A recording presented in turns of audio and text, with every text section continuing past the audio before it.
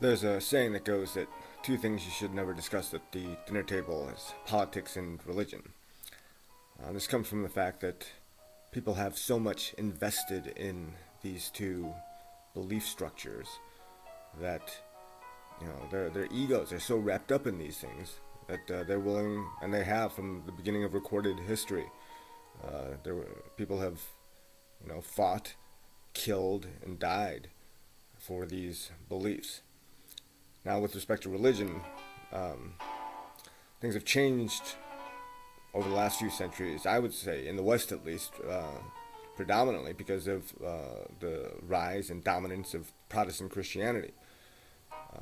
This kind of takes me on a separate tangent, but Protestant Christianity really enabled religion to be privatized.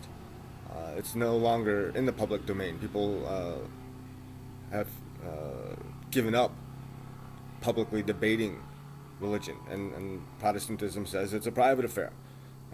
We see, before that, actually, while Protestantism was gaining momentum, there were horrible wars fought, especially in Europe. Well, that's basically where the West was centered for that time period, where religion was the source of differences in religious beliefs, was the source of untold misery. But with the privatization of religion with Protestantism, religion's kind of taken a back seat to other sources of conflict. Of course, that's different in the Islamic world, where you didn't have a similar privatization of religion.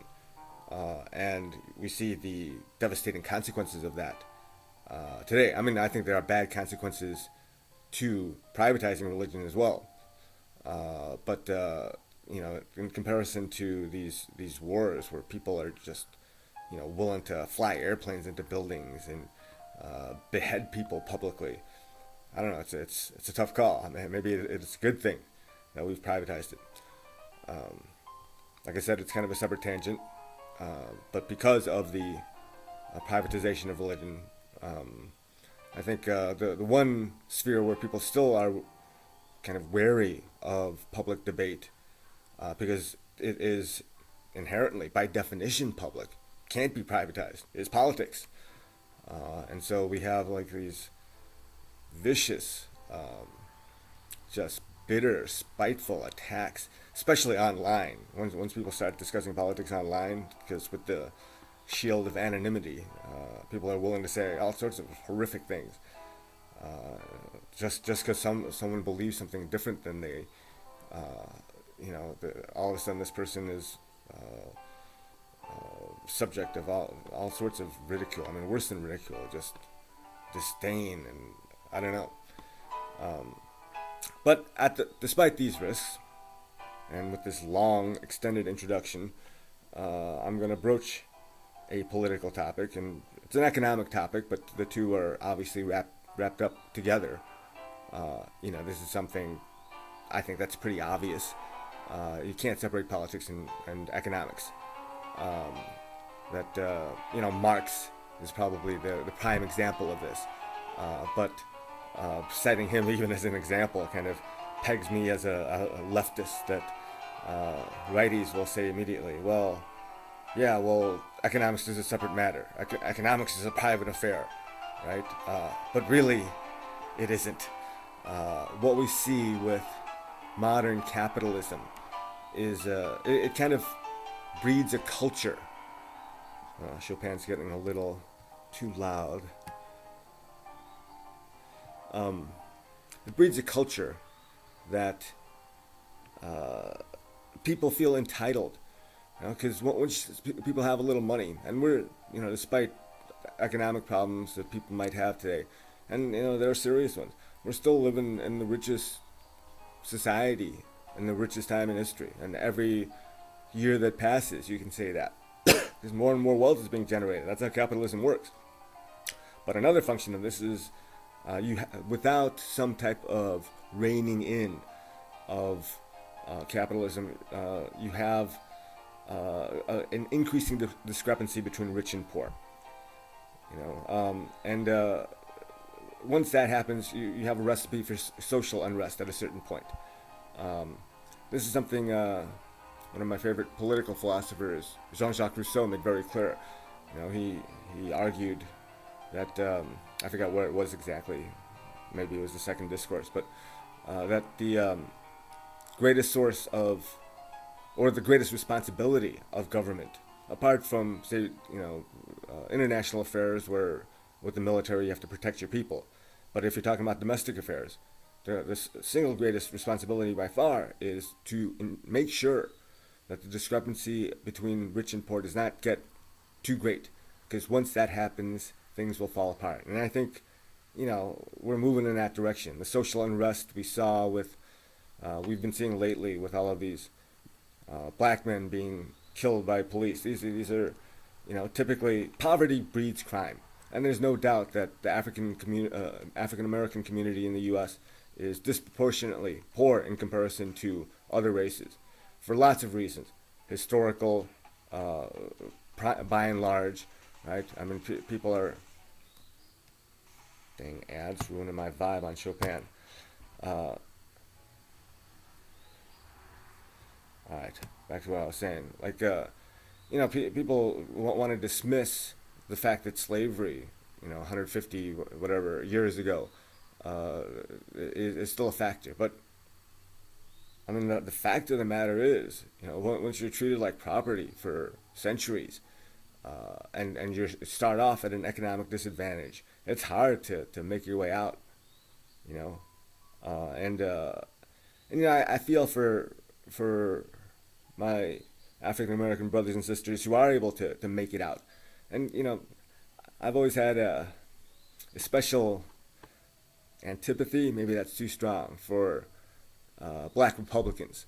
I feel like it's like once you had the strength and determination and much respect and props for having that to get out. It's like kicking a ladder out from behind you once you get there, and forgetting where you came from, because you said, well, I was strong enough to make it, I was determined enough, so everyone else should be. But the fact of the matter is, if we're honest about the situation here, it's a severe disadvantage to grow up in poverty, and like most people who live in or have families that are much more stable and economically secure, basically white suburban families, they really have no conception of what it's like. Uh, Not that I really do, but I don't know. It feels like for a lot of people, it's easy to just turn a blind eye to people in that situation, because most rich people, white people in the suburbs, don't really know anybody who's poor. So there's no compassion that can be generated. The people are like foreign to them who are poor. They're like a space alien or something like that. They're not real. But if you grow up that poor, it's really hard to get out.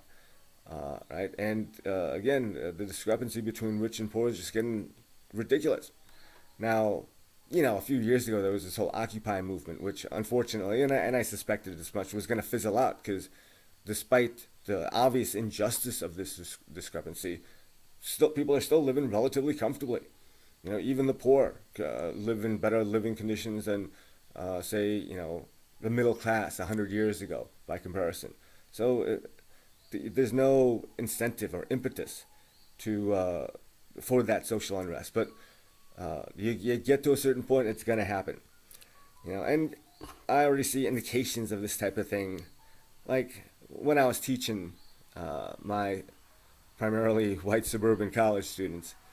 I got really irritated before I found my newfound equanimity, and my irritability was, you know, patently obvious. You can just read the comments, some of the comments on my ratemyprofessor.com reviews. Because it irritated me that students who were theoretically, and that was the problem, theoretically paying for their classes, it was really their parents paying, and these kids not knowing what they want to do. That I had good students, I had older students. So I don't want to overgeneralize and say all my students were like this, right? The older students who took things more seriously, the young students who really invested a lot of effort into uh, their academic endeavors. You know, they carried me through, but there were way too many students who clearly did not care and didn't want to be there and were just wasting their time, everyone's time. I'm convinced it's a function of that entitlement that wealth generates and the modern capitalism perpetuates and increase at an increasing rate. Um, you know, the sense of entitlement that capitalism breeds, I think, infects all sorts of areas.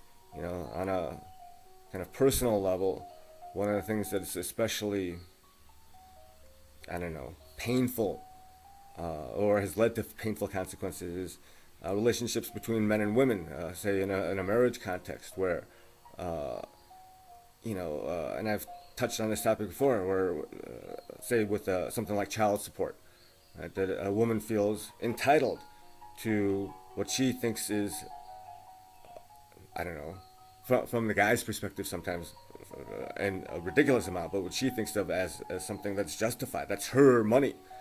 Um, and, granted, I think every man who commits to having children has a responsibility to financially support them. But for a woman to feel entitled to that, uh, I think is a, it's a dangerous road to travel. And I think that's another thing that capitalism breeds.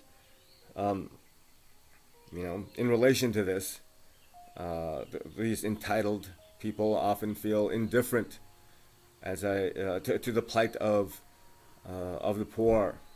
Our criminal justice system is just ridiculously unfair. Anyone who gets stuck in that system, who gets arrested for, say, something petty, relatively speaking, something non-violent, maybe like, I don't know, getting caught smoking a blunt, right? I mean, this kind of stuff happens all the time.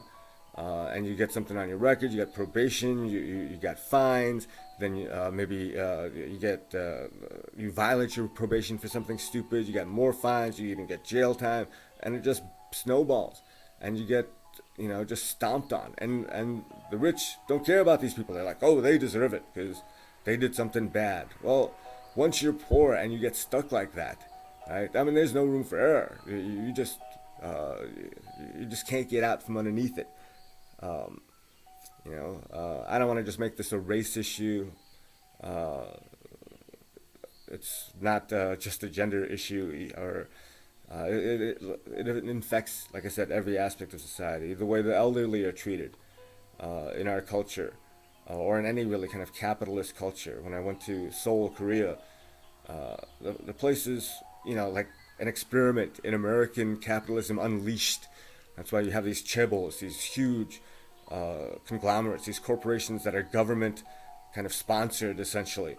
It's allowing capitalism to work without any hindrance in some way, and in fact assisted by the government, which is kind of weird, right? Because people think of capitalism as free market, but when you have the government actually participating in that, it gets like you get this kind of monstrous incarnation, and it really saddened me to see people in my homeland, at least in Seoul, this big city where uh, you got the young, beautiful people in the plastic surgery capital of the world, enjoying life and going out and partying and all that. Then you see these old halmanis and halabajis, that's Korean for grandmas and grandpas, just scrounging the streets for empty bottles and stuff, because the Korean pension plan didn't kick in, from what I know, until a certain point in time. So people who kind of got left behind, got left in its wake, just kind of are left on their own. And because capitalism has taken root there so dramatically, and they've lost these kind of Confucian values of family, or at least it's been greatly diminished. Uh, there's no compassion left. They're like, well, it's just too bad for them, right? And that, I think, is just a horrible, horrible direction things are going in. And that's why someone like Marx talks about is very prescient in a lot of ways. I think class struggle as the driving force of history. And I've always kind of, on some level, I think, recognized that the injustice of the situation of the poor in relation to the rich, even in my childhood. I think that's how I ended up a Sox fan, and hating the Cubs, because the Cubs to me represented the bourgeoisie, the rich people in Wrigleyville or Lincoln Park and North Side, uh, enjoying their foo-foo, meals and fancy clothes and cars and whatnot. Whereas the Sox were, to me, like the salt of the earth. Right? I mean, it's overgeneralized to some extent, but there's some truth in it. The White Sox represent, the blue-collar, hard-working immigrants and, minorities who are the backbone of this country, that are, again, just easily forgotten by those with money. And Marx talks about this in terms of a revolution and that type of thing. And I think, that's depending on how you want to define revolution. It's unlikely that you're going to have a kind of violent revolution, right? I mean, it could, and that would be a very sad, horrific thing. But something's got to give here. I mean, there's just, like think about minimum wage and people have to, and then childcare on top of that, right? And rent and housing prices, right? If you just do the math and say you're making, minimum wage and $1,600 a month maybe, and you're paying rent. Say you have a child, child care is just ridiculously expensive, ridiculous, and most of it kind of sucks for what you're given. But what are you gonna do? You gotta work, I mean, but a lot of people that paying for childcare is just like at least half their salary. And so it's no wonder, it's like it's not. I understand why people get this idea of conspiracy theories and whatnot, because it seems like how are you supposed to get out from under this? And say you slip up and do something silly like get caught with a joint, then you're really screwed. So again, I think things are coming to a head. But really the solution to these problems is a kind of compassion, a real understanding for the plight, and really caring about others. And that's something, easy to preach, but hard to really cultivate. And I'll go back to my meditation theme again. I think everyone would benefit by doing this Vipassana meditation course.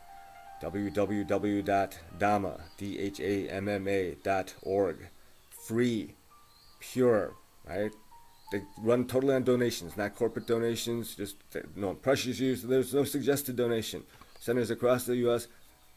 If I'm so convinced that if everyone took a chance, I was the last person to support or advocate something like this, say just a couple months ago, but having experienced it myself, the compassion that is there, that people forget, especially in a system like ours, can flower again if it's just nurtured the right way.